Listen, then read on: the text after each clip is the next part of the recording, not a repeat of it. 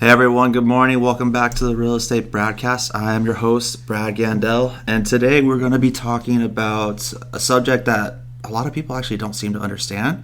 I have clients who, Brad, what is escrow? What does escrow do? And so today we're going to be talking about escrow, and today we're here with Jennifer Ouvrier and Cecilia Cano from Ridgegate Escrow. So ladies, thank you so much for being here. Thanks for having us. Thank you so much. Good morning. You guys ever done a podcast before?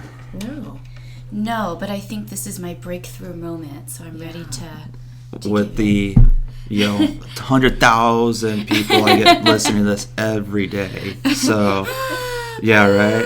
Well, hopefully, we can get some more followers and stuff like that. So, Jennifer, how long have you been in escrow for? You've been doing it for a while, correct? About 30 plus years. Oh. Yeah. So that's a while. Yeah, I'm second generation.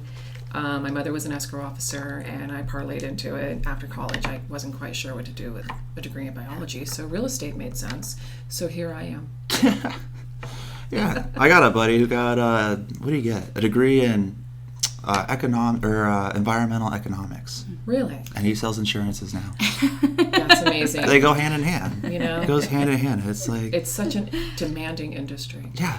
Like that. It just makes no sense. So, and then Cecilia, you are more on the business part of escrow, if I'm correct. That's correct. I was an assistant for 3 years, an escrow assistant. So I know all the ins and outs of escrow. I mean, I'm not just spitting business. I know how time sensitive things are. I know what documents are needed, how to fill them out, how to deal with people.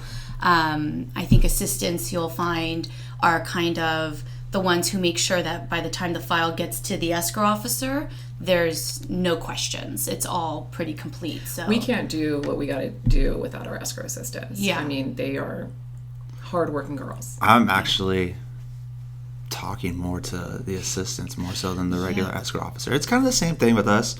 If you have somebody who works for you or as an assistant, you give them the little things so you could do the main big things that you're good at. But I got no problem. Hey, if they're good and they're doing what they're supposed to do, I don't care. It works for me. So, can you guys explain really what is escrow?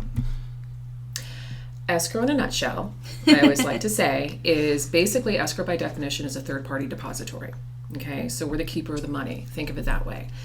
We are third party to principals, buyer and seller, and all parties involved. So we act upon mutual instruction. And the first step of that mutual instruction is a fully executed purchase agreement. And once all of those instructions are satisfied and we're in position to close, we proceed with the closing. That's escrow kind of in a nutshell. And disperse funds. Okay. So you guys just get all the money, huh? That's right. Very good. And the key of escrow is kind of what she's saying with the mutual thing is we are neutral on top of that. Everybody has to be in agreement before we move forward. And that's to protect all parties. That's to protect the seller and their money, the buyers and their future homes, the agents to make sure that you guys aren't getting caught up in anything as well. We're really there to make sure that all parties are in agreement so that it's done legally and with just everybody kind of on the same page. Like if there's a price change, Exactly. Example, got a buyer, appraisal came in 10 grand less, and we worked it out where the buyer's paying 10 grand less than what they agreed to. Escrow is like, okay, well, we can't change until we get agreement signed by both buyer and seller. Absolutely. So, okay. So how does escrow work? I know there's a huge process. You guys want to explain the whole escrow process? Obviously, escrow, it's open once you guys have a fully executed purchase agreement between a buyer and seller. Right. Escrow cannot officially open escrow until we have a fully executed agreement. Again, mutual agreement. So once we receive that, we're going to read that contract and abstract it and begin the escrow process. And by acknowledging the contract, we're officially opening escrow, assigning it a number, getting all information of parties, and preparing to get the earnest money deposit, which is usually within the first 3 business days. And that's the most crucial. I mean, when we open escrow, it's first of all, there's a system. There's things we do. We send escrow numbers. We open title. We order the NHD. We get the buyer's information so we can send them the wiring instructions because we want that money in as soon as possible. And with our company and with a lot of escrow companies that you're seeing with wiring fraud so high, there's so many precautions that we put in place to make sure that their money's secure. We send secure emails. They have to call and verify information. Again, it's kind of a little extra step that people don't want to have to do because it takes extra time. But if you can lose all that money in one day, it's worth the little extra precaution. Yes. There's definitely been a lot of additional layers as far as escrow responsibilities when dealing with money, which is also why it's really important why we are strongly vetted by Department of Justice and everything else, and going through the process of Department of Business Oversight, because it's our responsibility to make sure that we're obtaining these funds as securely as possible. So having secure emails and sending wire instructions to the buyers directly, confirming that. Phone calls or whatever it may be. Lots of phone calls. And if we're not able to do that, the buyer's going to have to bring in a check. So They don't like that. I don't like that. No. Because, when they get wired, I just love that it goes to the lender, makes it easier. But yeah, I love when escrow, you guys send encrypted emails. You call the buyer and I tell them, hey, make sure this is from escrow. They're going to let you know. Which so is so important on an agent side too, to explain to their clients the process, because it's not as...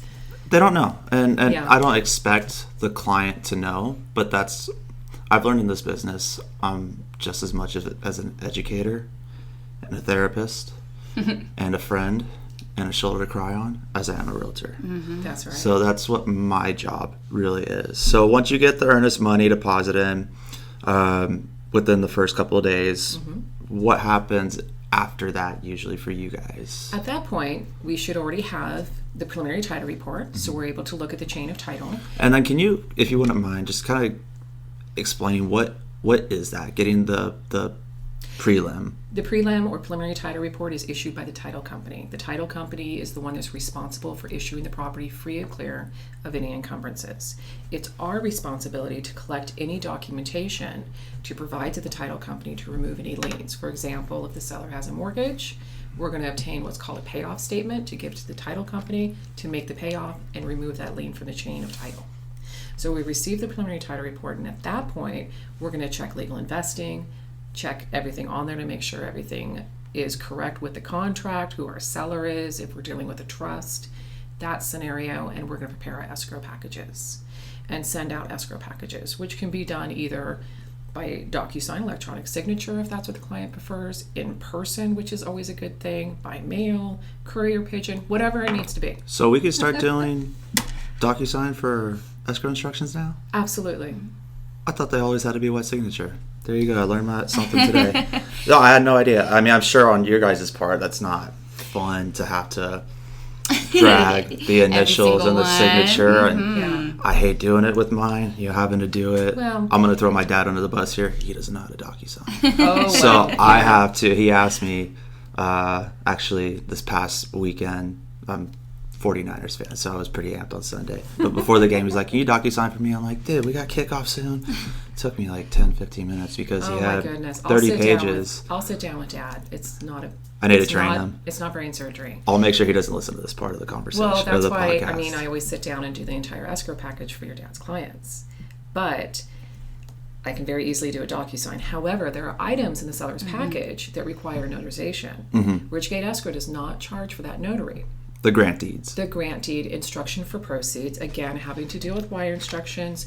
There is a level of security, so we prefer to have that done with a notary. So it's face-to-face. That person is giving us their wire instructions. So I'm more than happy to meet with the client and do that free of charge. And I prefer, personally, my clients to do that too, because if they have questions, I get it all the time. Hey, what's title investing? How should we take title and stuff like that? And What are you telling them? call escrow. Okay. Call escrow. I don't want to have to worry about that. This is a you good guys could point. explain it better This is than a good I can. point to bring up as far as how to hold title. We have a great form that's attached to the vesting selection sheet that explains what they mean.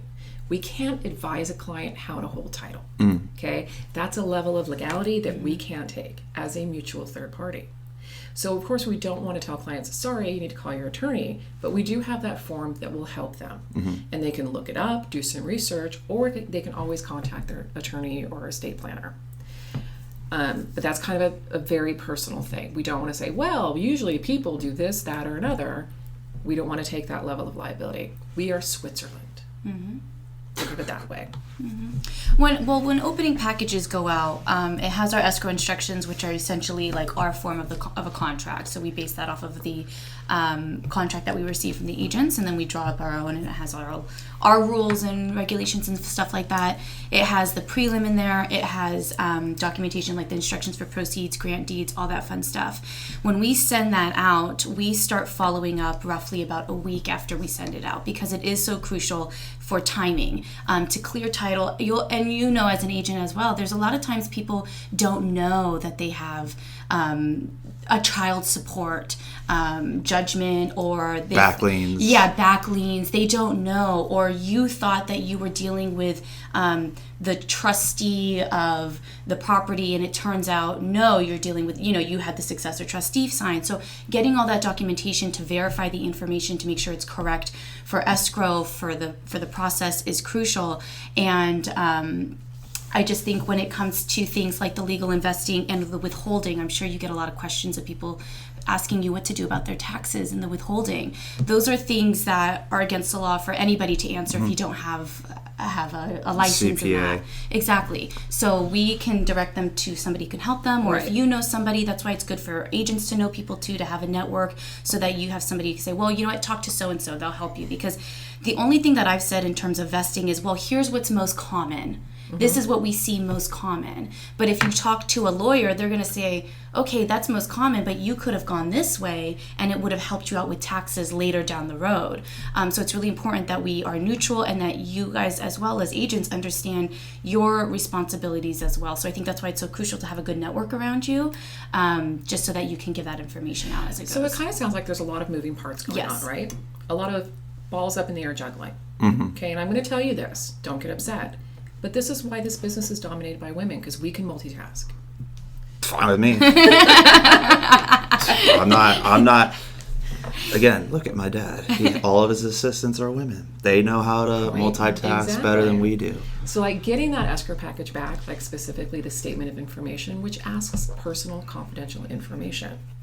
Sometimes people don't like giving their social security number out, but it's personal confidential, and there's a level of confidentiality, of course, that this is only going to go to the title company, which we send to them securely or hand to them, and they're going to go through that statement of information and run it through their database to see if there's anything that can cause a cloud on title. Well, I was actually going to ask, isn't that also for security purposes too, to make sure this is, let's say there's who this person is. Correct.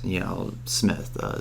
Sorry if there's any Steve Smiths listening, but a Steve Smith. There's probably quite a few. Absolutely. They need to verify they're that Steve Smiths, and they're going to come up with all kinds of stuff. Yeah. If they just run a general title search. But if I have Steve Smith's social security number, it's going to narrow it down to that. You know exactly who it is, if this person's legit or real or not. And the buyer has to fill out that information as well. And they always say, well, why do I need to give my social security? And I just like to say, it's to make sure you're not on FBI's most wanted list. Yeah. To make sure. Yeah, I wouldn't want to work with somebody like that either. Exactly. You're not a serial killer. So we get in, they get the escrow instructions, they get that signed, sent back to you guys. In the meantime, buyer and seller are working out financing. The financing, they're getting the loan done, request for repairs, doing the home inspection, the appraisal. So once you guys get your stuff back as far as your escrow instructions, what then comes next on your part? Well, from the beginning of the escrow, we're also working with a lender. They're most likely buyer's going to be doing some sort of financing. So we're already working with the mortgage broker, providing them documentation, earnest money deposit, buyers vesting, how they want to hold title. They need to see the preliminary title reports because they're preparing a package to submit for the loan. So once we get all of this stuff in, that's why we're constantly following and processing, because we want to be in position to submit that package to the lender to prepare for the final loan documents. And I'm glad you brought that up because, again, people don't really know the behind-the-scenes stuff that you guys do, that we do, and for escrow to be in contact, because you guys have to be in contact with the lender right away. Yes. Because you need to get all their documentation, their fees, where to send everything. When you guys receive the loan docs, which we'll talk about in a little, you guys have to be in touch with them from day one as well. We're Switzerland. We know everything. There you go. So we're going through all that. Once you get the stuff from the lender, then you guys are going to be kind of in charge of getting the loan docs set up and ready for the buyer to sign. What happens is, prior to the loan docs being issued, as you know, the buyer is going to receive a closing disclosure, or what we call a CD. That's going to happen 3 days prior to the loan docs going out. It's our obligation at that point that we have disclosed all of the fees to the lender, and that the lender has legally disclosed to the buyer what those fees are. So we're going to balance to that CD. 3 days or 3 business days? 3 business days. So if they sign on a Friday, their closing disclosure, acknowledge it, they can't sign their loan docs until Right. the following Tuesday. Right. Thanks Assuming for the there's no test. holiday. Yeah, thanks for the test. Anyway. I had to verify for myself too. 3 business days, yes. So, and we're balancing to that CD and all the terms. All of our information needs to be on that CD as far as our licensing, all of that stuff, and plus the mortgage broker, your licensing, everything's on that CD. So then we receive the loan documents, we prepare them for signing. Either they're going to come and see us, we're going to use a mobile notary that we hire, because it's important that we have control of the notarization of the documents. And this is because when we hire the notary, they're covered under our bonding. Rather than the buyer using So their we own don't- notary. Right. So we don't like, hey, here's your loan documents, go to UPS, blah, blah, blah. No. And, we don't always like to have the mortgage broker sign them either. We need to be in control of those documents, because we're assigning those lenders instructions that we have done everything in those provisions to what the lender's guidelines are. And I'll give a shout out to the notaries. There's some who will have to go sign at 10 o'clock at night, and they drive to people's homes. Had a deal, I had a seller, the notary had to go down to Rancho Cucamonga. Yeah. And that was the halfway point to meet the buyer. They were buying out this way. And which, for people who are listening, is about an hour and a half away from where I'm at. So that means the notary had to drive a pretty good distance to make the deal happen. And they came back that day, got the loan docs submitted back to escrow for review and everything. Escrow is certainly a service industry, and we're going to do whatever we can to get that deal closed. It's true. And And it's a lot of working parts. And the notaries, there's pretty much a flat fee. People who do loan doc signing, they know how the system goes. They know how much to charge. A UPS, they charge by signature. That's going to cost you a lot more. Also, a lot of lenders won't even accept that.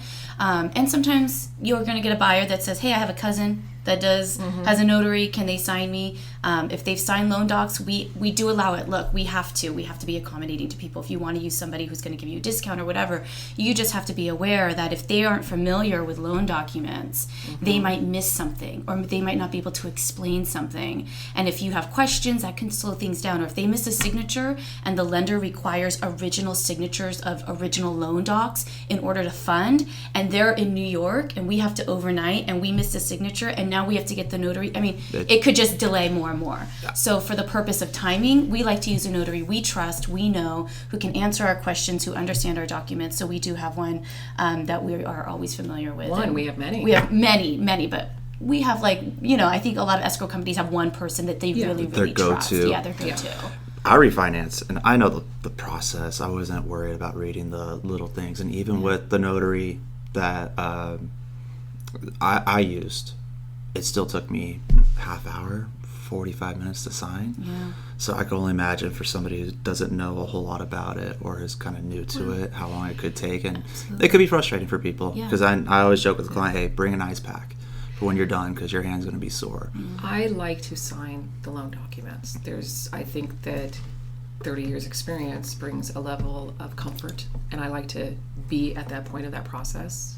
And this is the part of the industry that I still really like, because you get those new families and the babies come in, and it's exciting. They're like to get their new house, or they're selling their starter home and buying that big house, and it's really fun. Help grow in the family a little bit. Yeah. You like dealing with the kids. We don't like that part. That's not. Well, when you're a mom. We have crayons and stuff for them, you know, some fun stuff. So they could stay entertained. Exactly. Yeah, I got sidetracked when I was doing mine too. Even when I was doing my refinance, I kept looking at my phone. The notary's like, hey, You there? Yeah, sign. But it's also a journey, and it's a fun journey, I mean, that's what still keeps us in this industry.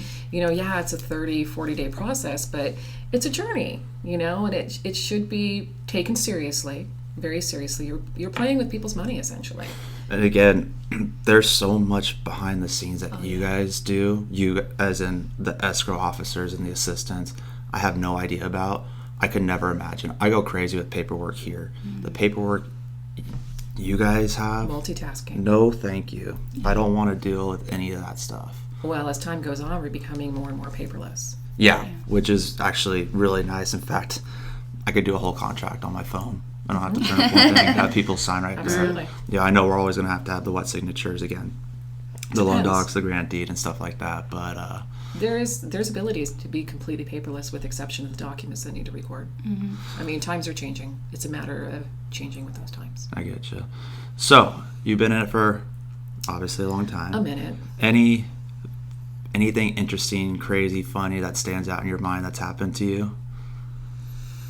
Funny, it's always different. I mean, last night I was doing a loan sign up, and the kid was in the backyard just driving his little car, blah blah blah. And I go out there, hey buddy, you looking forward to your new house? He's like, no. I'm like, why? He goes, because I'm not going to have my track for my car. And I'm like, oh my God, you're so precious. I mean, yeah, the kid factor, blah blah blah. But when it comes down to it, the escrow process has not changed. The technology may have changed. But the face-to-face relationships, it's the same thing with our business. That's big for me. Yeah. No matter how much online stuff there is nowadays, and it is a service industry, and that's why we're so thankful to have someone like Cecilia, because if we're not always there, because we're at our desks, I have this beautiful woman to go out and like, hey, what's going on? What can I do for you? Blah blah blah, and the fact that she has the working knowledge in escrow is essential. And I do want to say this escrow process is a process when there is a loan involved.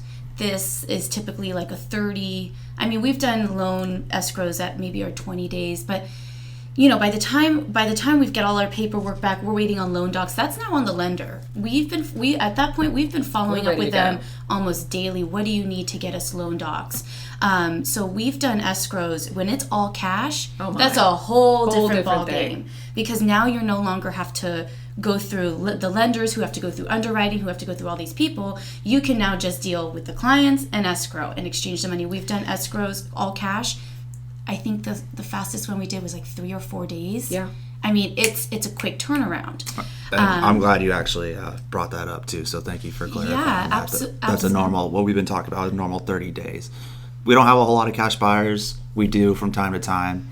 But yeah, the 30-day process with getting the loan, and that's generally what has to happen, or how long it does take. Absolutely. But 3 days for cash, it's crazy. That's the dream. That makes it easy on everybody, right? That works if title is really clean, and we have that prelim, and there's no contingencies. They accept it as is. We're just moving money Everybody's around. just then signing off on what they need to sign off right away. We're moving money and signing paperwork. That's it. And I always say there is no guarantee, and I say this with a little bit of warning, but there's no guarantee of a closing until you get that recording confirmation.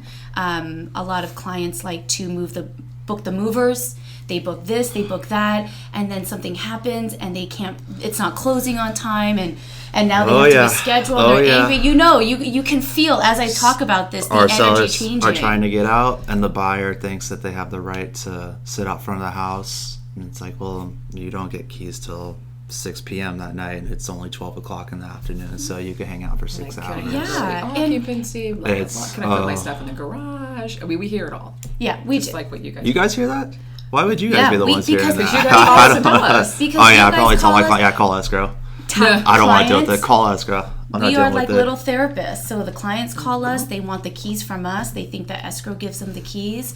I mean, so funny. I didn't know that. I haven't heard of anybody as far as escrow say that. Oh my gosh, yes. The first. Absolutely. And I mean, we get the loan docs signed. We send them to the lender. We work with the lender to fund. Once we fund, that means we can set up the file to record for the following day. But that doesn't mean we close. A lot of agents and clients say, we funded, like that's it. But until we get that confirmation, because actually we had a file in San Diego and we set it up and it was going to be a 3-day weekend and it was a Friday and it was going to record on a Friday and they had all the documentation and there was a fire in the recorder's office and they had to evacuate everything and nothing got recorded. And because it was a 3-day weekend, it couldn't happen until Tuesday. It couldn't happen until Tuesday, and at that point, now escrow has to deal with the lenders to change the money because now numbers have all changed. Because you're paying interest over the weekend. Exactly. So, and then people are not happy. No, they're not happy. No. So again, seller wants their money, buyer wants their new house. Absolutely. That's so crazy. Until you get confirmation, there's no goodness. guarantee. Because there's freak accidents that happen all the time. Yeah. Who would have thought that there'd be a fire in the recorder's office? Yeah, and escrow's never boring. If it was the same every day, I'd be in a different industry. Yes. Same here.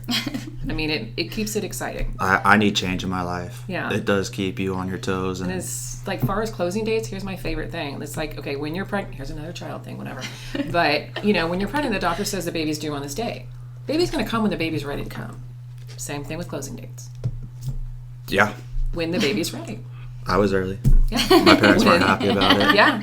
When the escrow is ready, it's going to close. Same thing. Exactly. Do you feel like there's some wild stuff that's happened. I won't go over here, but especially you guys, Pops, he's had some crazy stories with recordings and everything. So thank you guys so much for being here and helping out and explaining the process and everything. No, you want to be an escrow officer now, right? You totally want to change professions. The girls will love having you in there. You're so handsome. Actually, I'm kind of down for that. That sounds like fun. Okay, you guys convinced me. No, but seriously, thank you guys so much for being here. It again, for me, trying to explain it is one thing. For somebody who does it, and as long as the two of you have been doing it, makes it just a lot easier, and especially coming from the experts. So thank you guys so much.